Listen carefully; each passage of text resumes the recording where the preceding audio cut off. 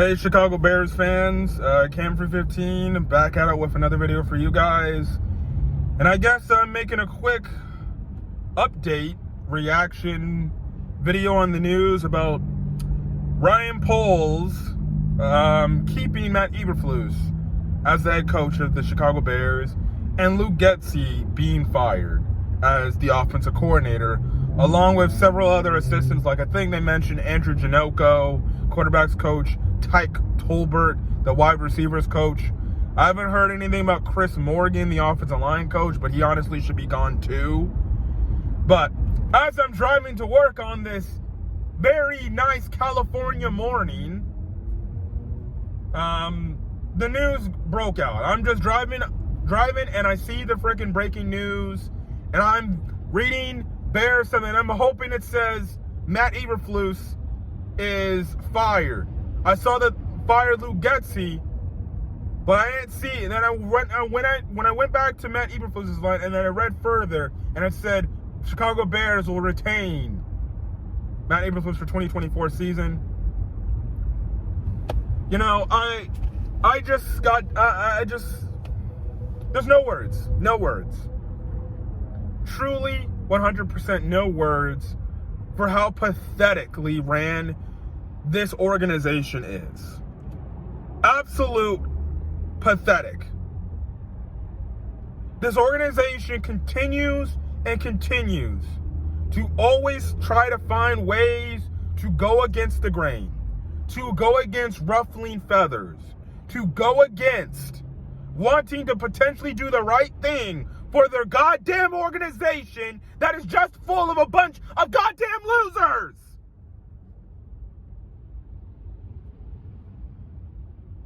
So they don't want to fire a head coach that, mind you, let me repeat yet again, this man came out in 2 games against the Green Bay Packers, unprepared, unaggressive, and not putting it out there to win the fucking game.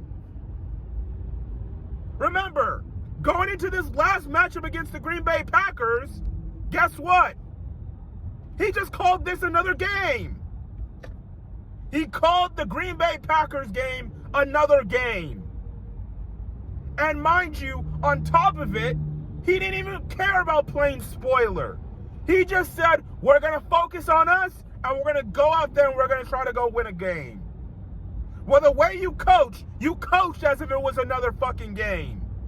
You coach as if you were playing preseason football with your soft-ass zone cover 2 defense.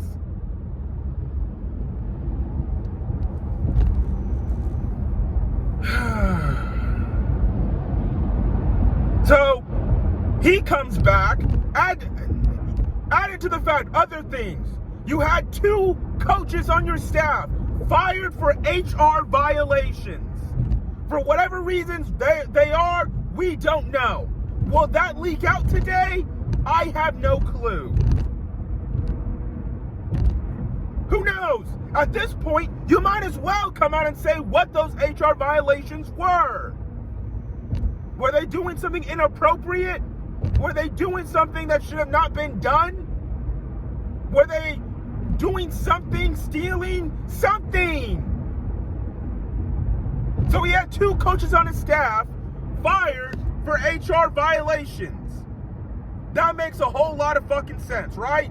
That's why you should keep this. This is a great leader of men. And if Ryan Poles, which they're going to have a press conference later this afternoon, freaking comes out and shills out, he's a good leader of men, I know he's a goddamn liar, because he can't hire men of good character on his coaching staff.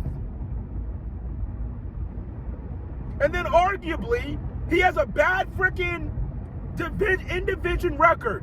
He is like 2 for 10.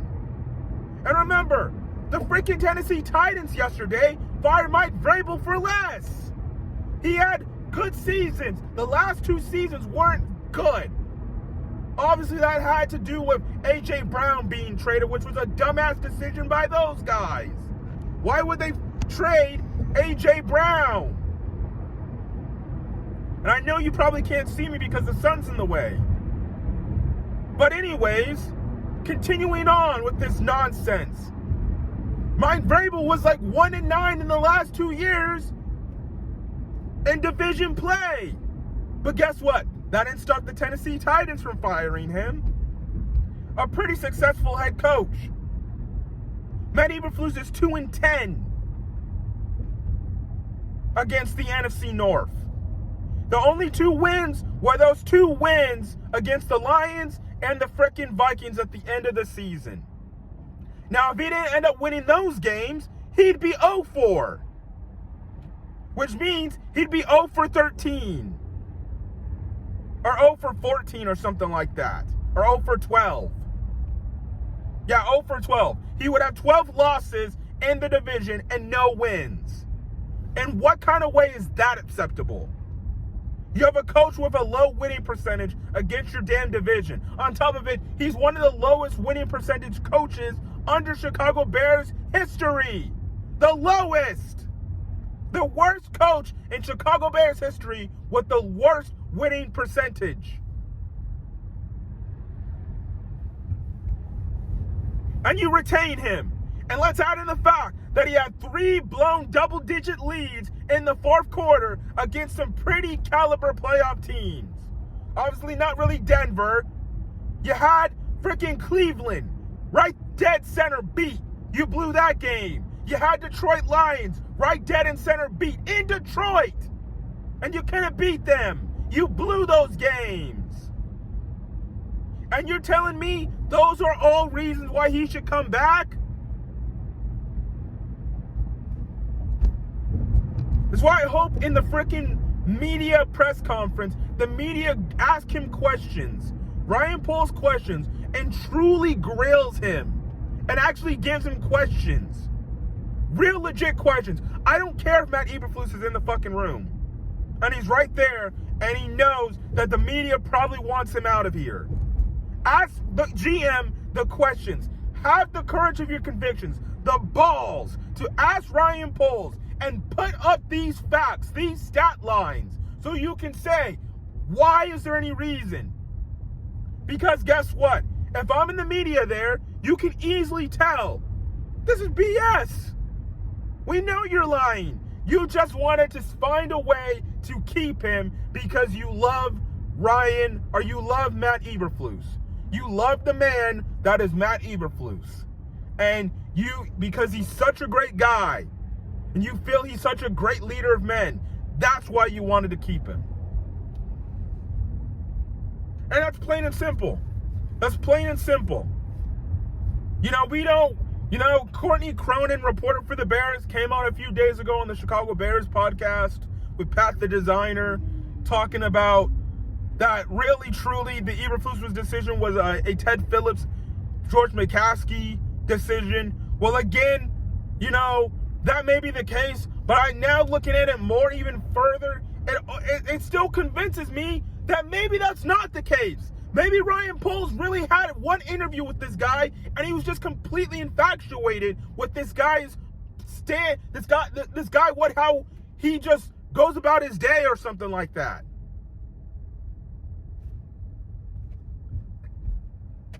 Like, come on.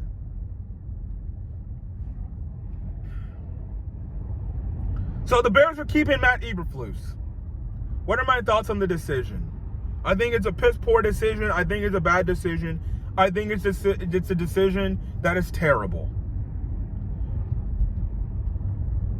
Why would they do this? I have no idea. I felt like they needed to find some sort of bullshit way to try to say, we need to keep the coach. We felt like he showed us enough. When the going got tough, he didn't freaking give up on this team, and the team didn't give up on him. They kept fighting. They kept playing hard. They didn't freaking show that they didn't listen to the coach anymore. Yeah, that's great and all. Guess what? There's a lot of teams in the league that can play hard for their coaches. And guess what? Those coaches won't get a fucking job still. Look at the Raiders from a few years ago. Rick Bisaccia. Those dudes were playing good for him. Albeit, it was after John Gruden got fired. But they didn't stop. And guess what? He didn't get hired. The same could potentially happen with Antonio Pierce. The only truly team that quit on their coach was the damn Los Angeles Chargers. That was it. But of course, all these other coaches played hard. All these other players played hard. Don't you think the Tennessee Titans players played hard for Mike Vrabel? They literally got that win probably because they knew a bunch of guys were probably leaving.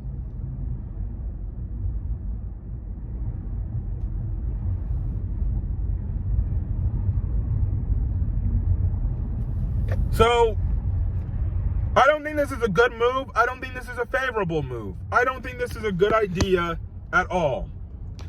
And too bad I can't freaking get my freaking thing because the sun's going to be in my face. Whatever. I think it's a bad decision. I think it's stupid. And I think it's bad. It's just a stupid decision. It's just a stupid decision to retain the coach when he's just a lame duck coach in a dead year. Going into next season, which now makes this year a lot more critical. And I'll get to this Luke Getsy aspect of this, but it's absolutely stupid. I don't like this decision by Ryan Poles. This just further makes my, I guess you would say, my confidence in Ryan Poles diminish. Like, I thought he was a guy that was cutthroat. I thought he was a guy that, like, was willing to freaking do the right thing for the best of the organization. And clearly, he is of the same mold as previous regimes in Chicago. Mostly because I feel he has a personal attachment to a Matt Eberflus. Because he just loves him so much. And this is also kind of an indictment on Kevin Warren. You know, at the Packers game, he talked with the sideline report. He said, you know, we got to have continuity and stability. And he essentially compared fucking Matt Eberflus to Dick Vermeil, saying that, oh, Dick Vermeil the first 2 years sucked. But then the third year, we ended up freaking hitting stride and making it to the Super Bowl and winning it all. Well, guess what? Sometimes that shit doesn't happen for every organization. Kevin, you do know to get to the Super Bowl, a lot of luck and a lot of stuff have to go your way in a season for that to happen. And the fact that he compared Matt Eberflus to a coach that won the Super Bowl, that just shows me you're fucking tone deaf.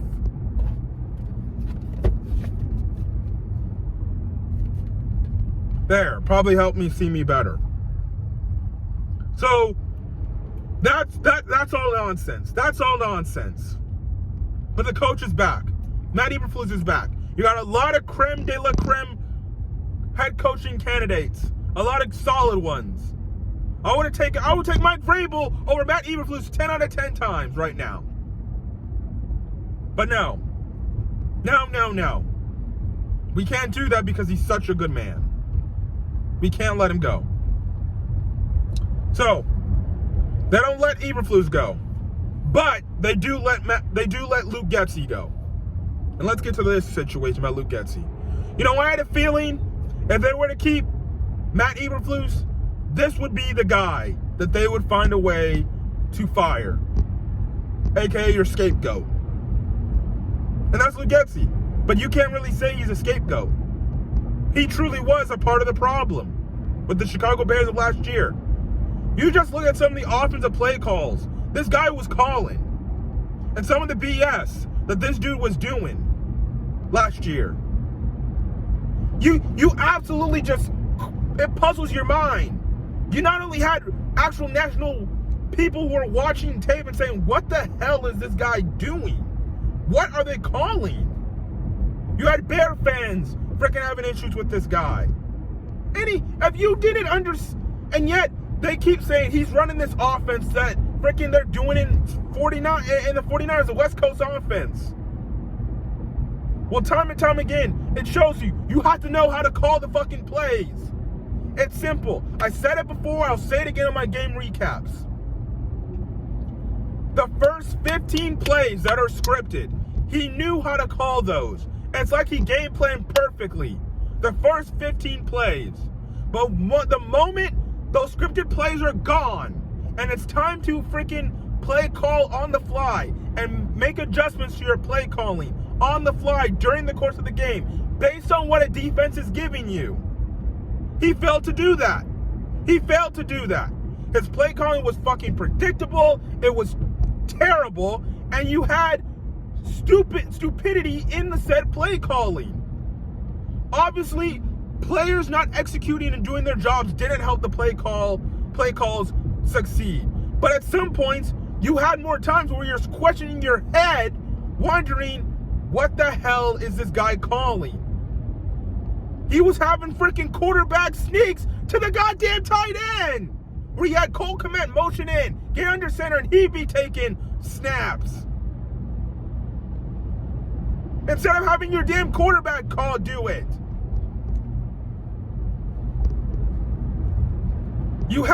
He had smaller receivers blocking linebackers or fucking edge rushers acting like as if they're tight ends or offensive linemen. Remember Green Bay this past week? He had freaking Trent Taylor in motion trying to block Rashawn Gary. And the pass was supposed to go to Robert Tonyan at tight end. No, shouldn't it be the other way around? Shouldn't it be the skinny little receiver going out for a pass catch and you got your damn tight end blocking the edge? That sounds like common sense to me. Big on big. And it's funny because they freaking said in a press conference weeks ago, or even says it like, yeah, we block big on big. Big on big. And yet you have your fucking offensive coordinator blocking big on small. But whatever, he's gone, and his ineptitude, and he's gone. Andrew Janoko, all right, whatever, good riddance, I don't care. The Ty Tolbert, the wide receivers coach, good riddance too. Because clearly he wasn't coaching these receivers to create separation. Really wasn't doing that. And plus, no receivers were developing. Velus Jones Jr. hasn't developed. He still looks bad. Plus, he hasn't really got an opportunity. Tyler Scott, he hasn't developed. Yet, people kept hyping his ass up like he was something special. Tyler Scott sucks. And he shows you why he's a 5th round draft pick, a 5th round receiver. Darnell Mooney regressed beyond belief.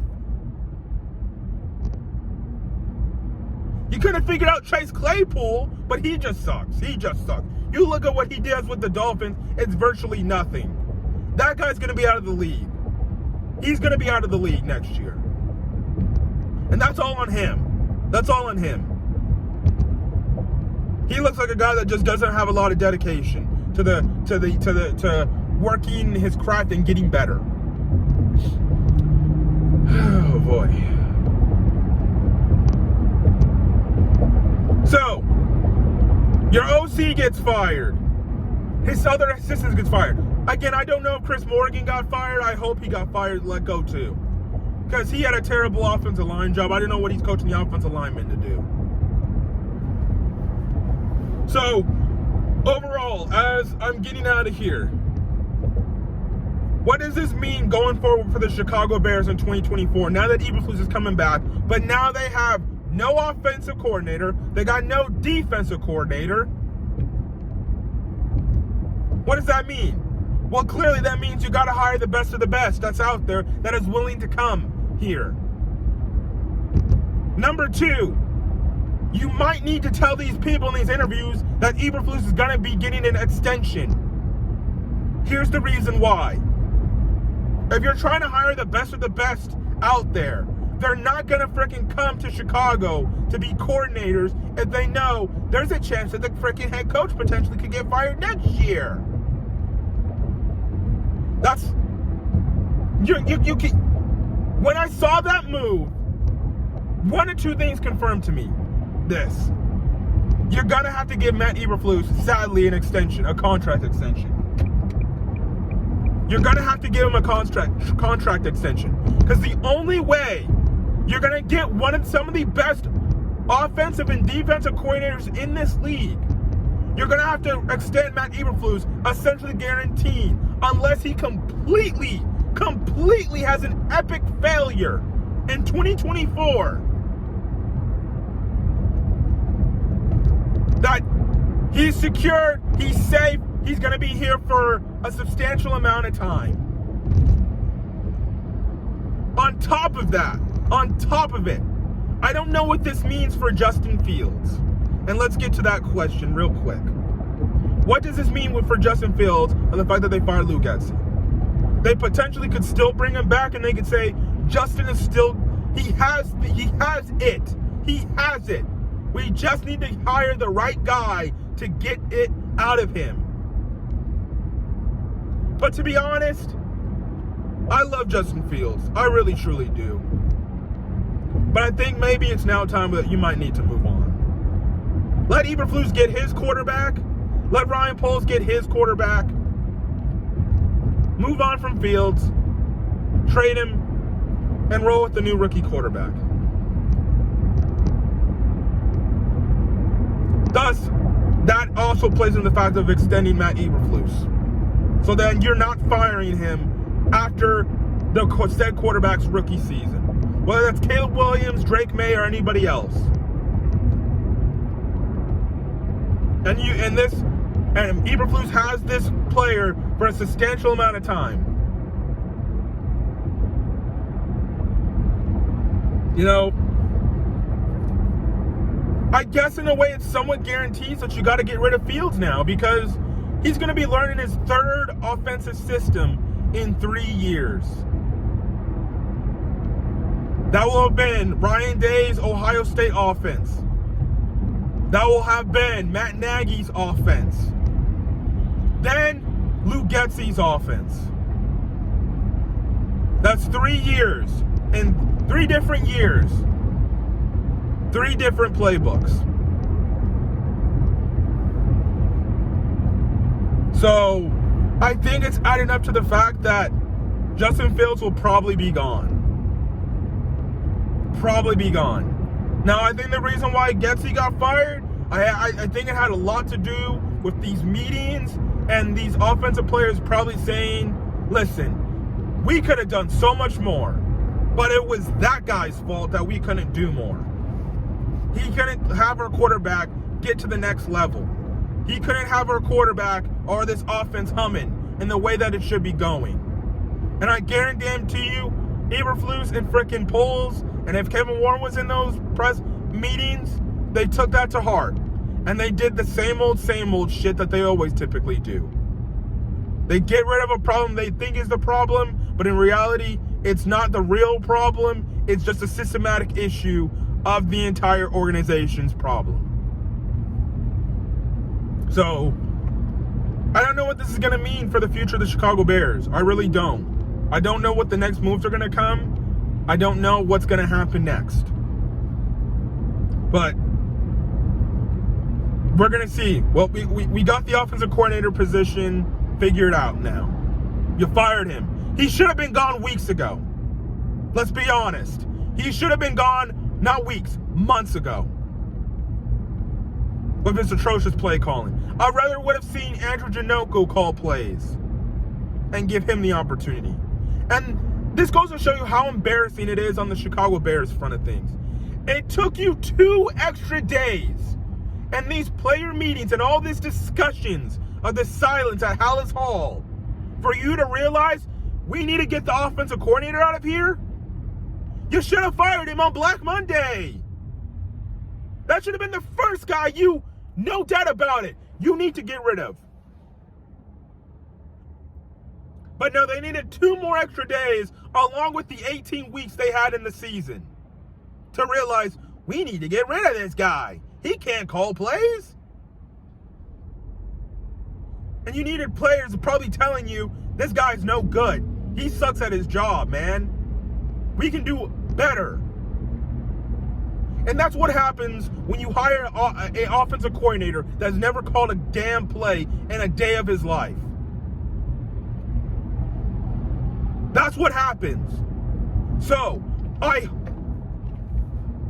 hope that the new OC is somebody that knows how to call plays. They are experienced in calling plays. Because if they aren't, you're setting yourself up for failure again. I don't have time for this nonsense, this crap that is the Chicago Bears. Absolute stupidity, absolute, I don't know what they do. Just crazy, just craziness. But as I'm ending off this video, this shows you the systematic issues that is the Chicago Bears. They continuously don't do the right thing for the future of this organization. They don't want to be cutthroat. They don't want to be, you know what? We may like this guy, but you know what? Listen, the results are the results at the end of the day. The shit that happened this season, we can't ignore. We got to get rid of him.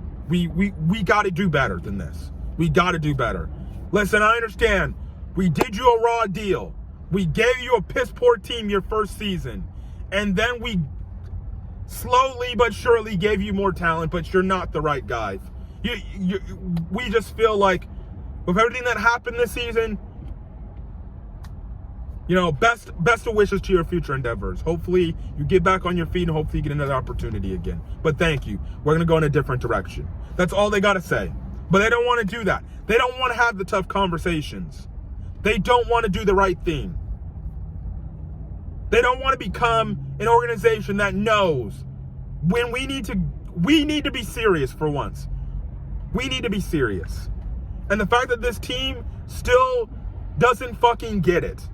That the fans and the media sometimes can get it more than the damn people in the building get it. Now listen, all can be null and void if Eberflus goes out there next year, he makes the playoffs, the team plays really damn good for future years. And they're consistently making the playoffs and they're consistently winning games. And guess what? This video, 3, 4, 5 years from now, if they're doing what I just said they should, I hope they do, I have no complaints.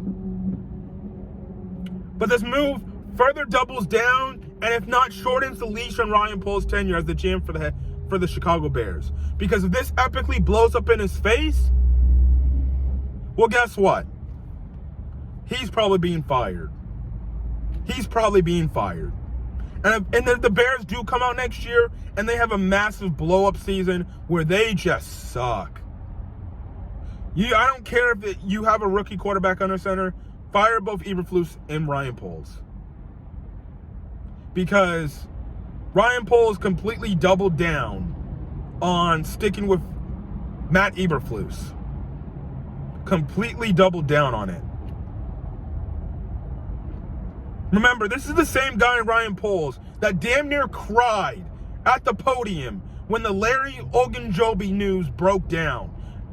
And that just goes to show me he takes things a little bit too damn personal. And what I mean personal means to the fact that he loves these guys as if they were his own family and his own brothers. You can't look at that way in the business. You have to be cutthroat. And he looks at Matt Eberflus like a brother. Like as if he was playing football in the NFL again. He can't look at it like that. He better get it right.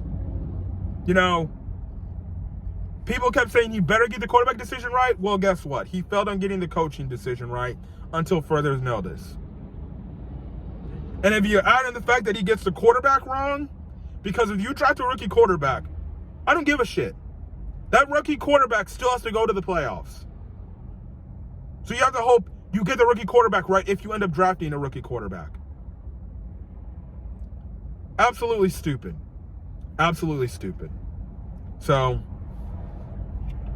that's my rant. That's my thoughts on Matt Eberflus being retained as the head coach of the Chicago Bears.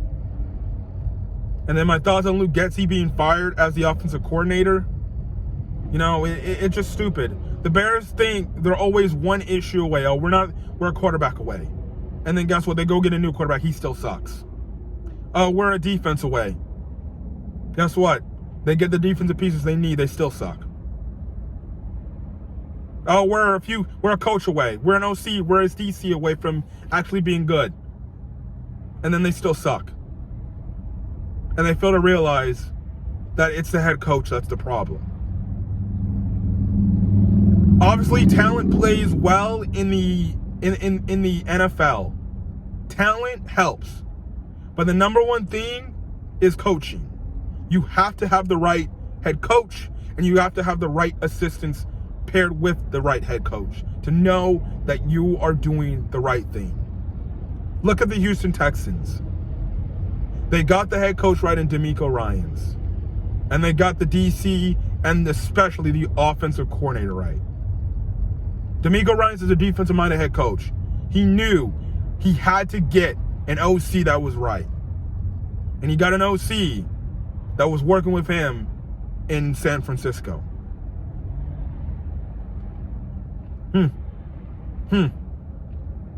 Interesting. So it's gonna be interesting. The Bears have a press conference this afternoon. I don't know what they're gonna say. I don't know if Kevin Warren is gonna be there in attendance as well. I hope he is there. And you see, they're gonna try to play it off and explain why they're keeping Eberflus, and they're gonna explain what they need out of the OC going forward. But for all intents and purposes, all I see it is, this is going to be collaboration part 2 again. This is going to be collaboration part 2. The collaboration press conference, where they try to double down and try to make the fans believe that they can turn it around. And guess what? We fans, we ain't going to eat it up this time. We've already experienced that shit before. And if I'm the media, I grill Ryan Poles questions. You put up the stats. You make the mentions of everything that went wrong under this guy's watch. And he failed to do anything about it. It's like I said, he could have checked Luke Getsy this entire time with the play calling. He didn't want to do it. And I don't give a damn if he was focused on defensive play calling. You're the head coach. Check the offensive coordinator. Anyways, I'm going to get out of here. There's no outro or intro for this video, because I'm making this video on the fly and it's going straight up to YouTube. But anyways, I'm going to get out of here. Catch you guys in the next video. Till then, guys, stay safe out there. Have a great rest of your day. And I'm actually going to have a follow-up video and everything about this whole groundbreaking news with my Uncle Daryl on Friday. So we'll probably talk more in depth and you'll get his thoughts and everything about it and stuff like that. But anyways, I'm going to get out of here. Catch you guys in the next video. Till then, guys, peace.